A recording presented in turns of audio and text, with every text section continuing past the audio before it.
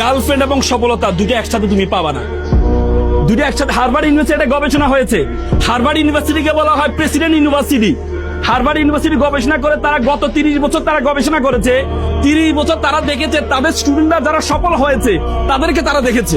30 বছরে তারা দেখেছে যে তাদের স্টুডেন্টরা যারা সফল হয়েছে তারাই সফল হয়েছে যারা ইউনিভার্সিটি টাইমে অপোজিশন জেন্ডারের সাথে কোনো রিলেশনে ছিল না, তারা সবচেয়ে বেশি সফল।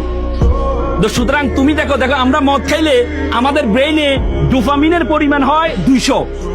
আমাদের মদ খাইলে বউকে মা ডাকে, মাকে বউ ডাকে, কি মদ খাইলে। আর বলা হয় কেউ যদি প্রেমে পড়ে তার ব্রেইনের ডোপামিনের পরিমাণ হয় 250। তার মানে তোমার ব্রেইনের মধ্যে ঘূর্ণিঝড় তৈরি হয়, আর এটা দিয়ে তুমি নাকি সফল হবা।